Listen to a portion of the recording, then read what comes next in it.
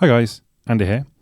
Now, one of the things that I like about Android is that there are a variety of different devices at a variety of different price points. So I sort of categorize them in three ways. I've got your budget, which at the moment I have a Moto G, which is your kind of £100 and perhaps below, or that sort of region. You've got your top end, which probably the best is the S6 or maybe the Note 4, although I'm rocking the Nexus 6. That's my kind of top end device at the moment because it suits my preferences. And then you've got sort of the mid-range, which is around about 200 to 250, which at the moment I've got a Nexus 5. But I thought, I've heard a lot about Xiaomi, the Chinese, Chinese company, which are now the third biggest phone manufacturer in the world. And I thought maybe I'd best give them a go. A lot of people say, what great value their devices are. My options were the Xiaomi Mi 4 or the Xiaomi Mi 4i. The Mi 4 came out last year. The 4i came out in April this year. And it doesn't have the top-end Snapdragon and such, but it is the newer version based on Lollipop with MIUI 6 rather than 5. And I just quite like the design of it, so I thought I'd give that one a go. This one, the Mi 4i. So I paid £165 on eBay, have it imported, which pretty much matches up to the sort of street value of the Nexus 5, which is around £150, £160 if you were buying them on eBay. So I thought it might be quite interesting to sort of pit them against each other, which I have done in another video. But in this point, obviously, I'm just reviewing the Mi 4i to let you know my thoughts on it. And is it the sort of new crowned champion of the mid-range, or does it not cope? Well, here we go. I'll tell you all about it. So the device itself, I really like the build quality. It's sort of good, sturdy, feels solid. It's only 130 grams and it's 7.8 millimeters thin. There's no menu button. What we actually have is a home button, a back button, and a task switcher, which is fine. Now, I think it could be mistaken for an iPhone 5C. Now, I'm not a big sort of iPhone lover, obviously, but I think this is kind of how they look, and I assume that's what Xiaomi have tried to copy. The screen seems to be a bit of a dust magnet. Obviously, I've wiped it off before starting the review, but it seems to very quickly gather dust. The screen itself is 1920 by 1080 IPS LCD, which is 441 pixels per inch. It's a little bit dim in the bright daylight.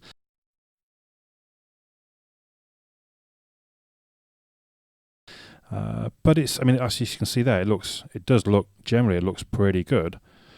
It only has Corning scratch resistant glass, so it's not Corning Gorilla Glass. The hardware, it's running on a Qualcomm Snapdragon 615. It's got a quad-core 1.7 gigahertz Cortex-A53, I think, but on GSM Marine it also says, and a quad-core 1 gigahertz Cortex-A53. Now, I don't know if that means it has two, and one is used when it's not being stressed, and I'm not sure.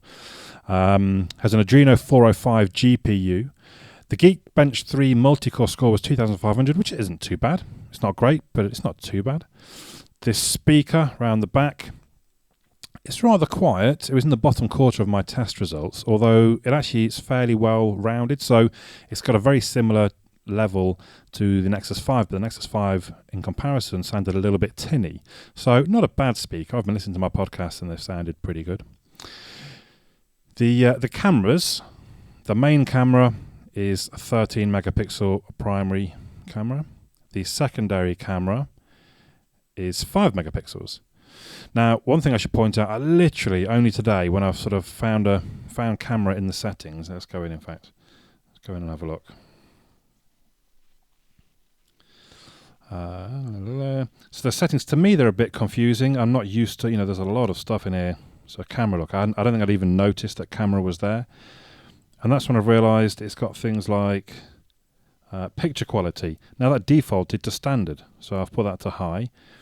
And then video quality, it defaulted to HD, which is actually 720p. So I've just put that to full HD and I've done a quick bit of video with it. Anyway, so just bear that in mind if you get one. Make sure you come into the settings and crank things up to the top. So yeah, I'm not a fan of how the settings are set out. Anyway, so the camera itself, I think it gives reasonably good results in good light. Likewise, the front-facing camera is reasonable. I'm not quite sure why it reverses the image. I've never seen that, I don't think, on a front-facing camera. The image came out backwards. There we go. There is an HDR mode, which it seems to work quite well. You can see that the sky looks a little bit better when HDR is on. It's quite interesting. It's got a live HDR mode, which means that basically it's sort of constantly doing the HDR already. So when you press the shutter, it's almost instant. I thought that was quite clever. Video quality isn't great, but it's not horrific. And again, most of my video is in bleeding 720p until just now. This bit's 1080p. So if we move on to the software, it's based on Lollipop 5.0.2, and the actual launcher is MIUI 6.0. I had an update almost instantly when I turned it on, and it basically turned everything Chinese. I had no chance of looking through the settings and finding out how to reset it. So I basically had to hard reset the device, and then as part of the setup is you choose your language, and I was able to select English. I find it a bit frustrating. I didn't actually have a lock screen at all until I changed the theme, which is quite easy to do. And then you get your quick access. You see that? So I can slide up for the camera down to unlock left for the phone or right for a messenger. Now, there's no notification. So you see there's notifications at the top. There's none on the actual lock screen. Let's just go on in. I like that in the on the desktop and in in the home screens, you get the little counters for when there are notifications for you to read. That happens on pretty much anything. Why is the focus in there? Even if I was to start playing the podcast, if I found then the podcast icon, it would have a one just because it's got the persistent notification at the top. What you don't get is rich notifications, so I can't drag and drop that down. You do get things like this trash size cleaned 271. So I think I set at some point saying clean the trash when I come out of the lock screen.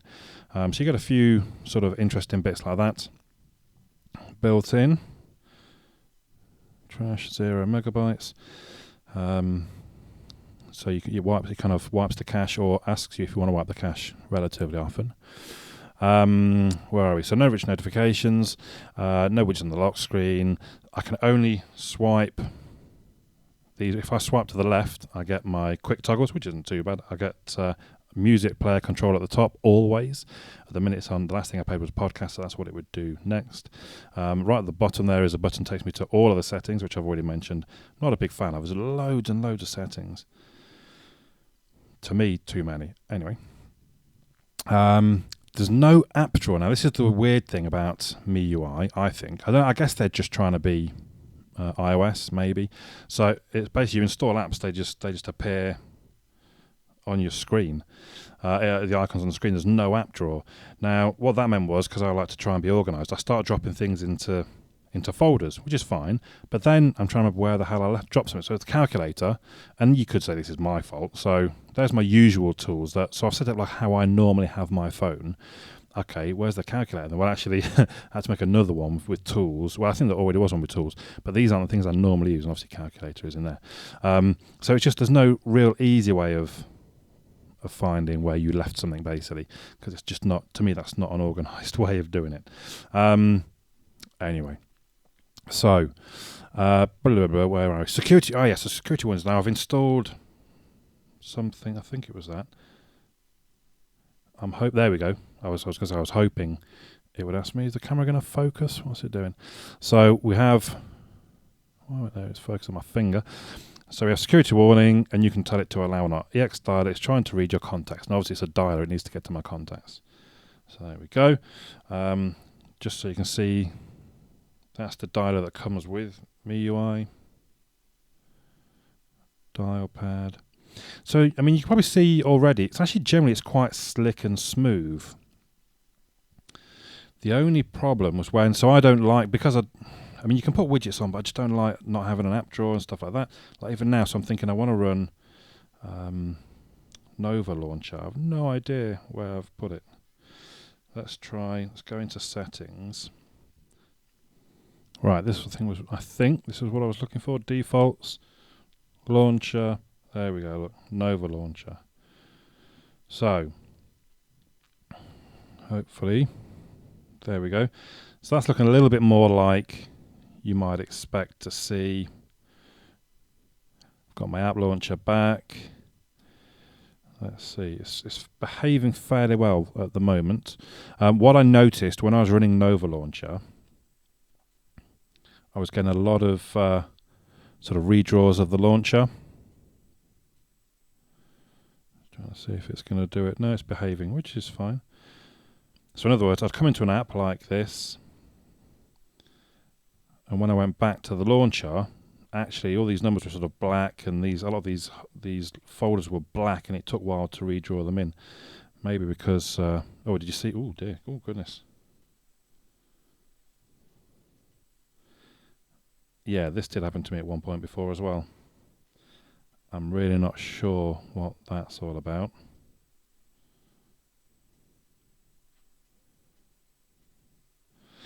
I've never seen that before. Well, I've seen it before on this phone, but I've never seen it on another device. So I did notice performance issues. It looks like it's behaving right now. We'll move on to the battery. So it has a 3,120 milliamp hour battery, which actually has very impressive day-to-day use. Quite easily, I could come off charge in the morning, leave it right the way through to the next day's lunchtime before I really felt I had to plug it in because it got down to 20%. And that would include me going to the gym, which is when I use the phone quite heavily for streaming music, screen on and off, and a lot of, if with my Nexus 6, when I've been to the gym, by the end of the day, I'm down to sort of 15%, 10% by the time I'm going to bed. With this, I was still at 50 or 40%. Having said that, it didn't score too great on my test, which is mainly about sort of with the screen being on and watching video and stuff like that. So heavy users might not notice such great battery performance, but I think actually it was really very good. We move on to hackability.